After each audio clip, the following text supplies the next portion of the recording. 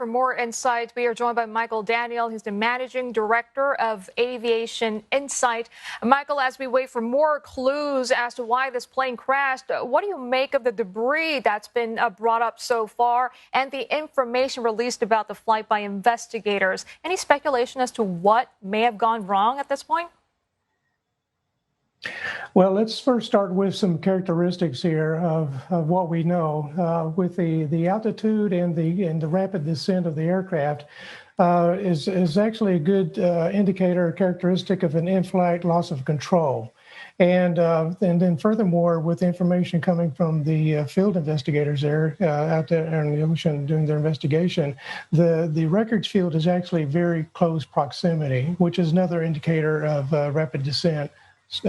Downward flight into the ocean there. So those are good indicators of an in-flight loss of control. Another piece of information is what is not relayed by the air traffic in terms of they did not receive any report of a mayday or distress signal from the pilots, which is a kind of an indicator that whatever occurred may have occurred in a catastrophic manner in terms of not being able to convey any emergency to air traffic.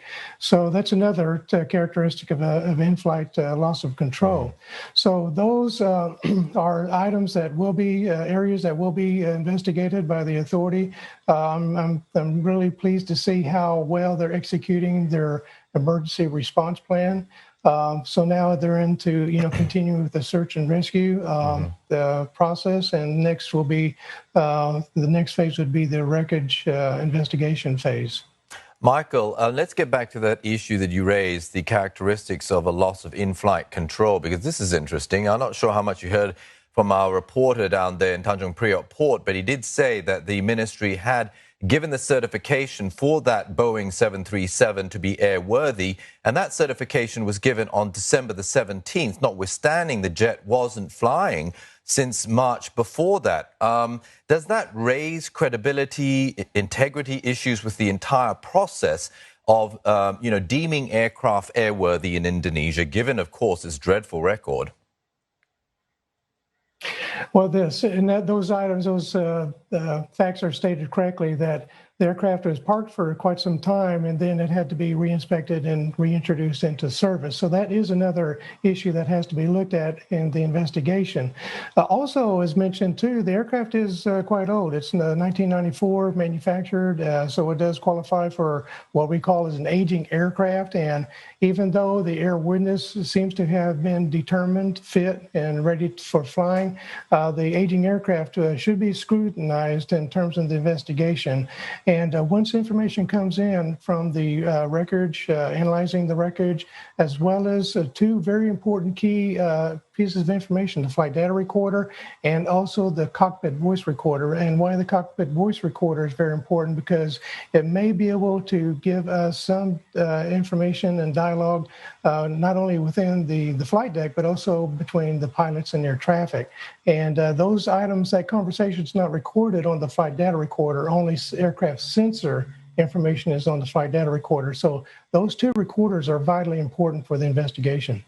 And Michael, how much impact would this have on Sri Wijaya Air's viability now, especially as the coronavirus has emptied Indonesian skies of many planes? Could it recover from this crash, or could this spell the end for it? Well, time will tell whether it's, let's say, the demise of an airline. So they have had some issues in the past. Or if you recall, there was I think a joint venture between the airlines and Garuda for a while, and that was separated. So there may be some financial stress with the airlines. This certainly does not help that situation, and time will tell if they can fully recover. But the main thing here is the recovery of the victims, and also the condolences and grief for the families as well. Indeed. In the meantime, in the efforts to retrieve the debris, of course, a huge amount of resources have been deployed. I want to get your take, Michael, given the fact that this once again is involving the workhorse of the skies, Boeing 737, and okay, it's not the MAX version of the jet, But how closely is Boeing watching this situation? Have they deployed investigators to the ground in Indonesia, or is that too early at this point, given their scandal with the 737 MAX? Well, so the state of manufacture, the United States NTSB team is ready to depart and to arrive, and they may be in flight now, but they have to have special permission from the government because of the COVID situation. Also, party to the investigation will be Boeing because they are the manufacturer of the aircraft, and they also have experts that will help participate in the investigation and provide information to the government of Indonesia for the conduct of their investigation. By the way, should be issuing a preliminary report within 30 days. Michael, we appreciate your thoughts and your opinions this morning on a very difficult situation. That was Michael Daniel, Managing Director of Aviation Insight.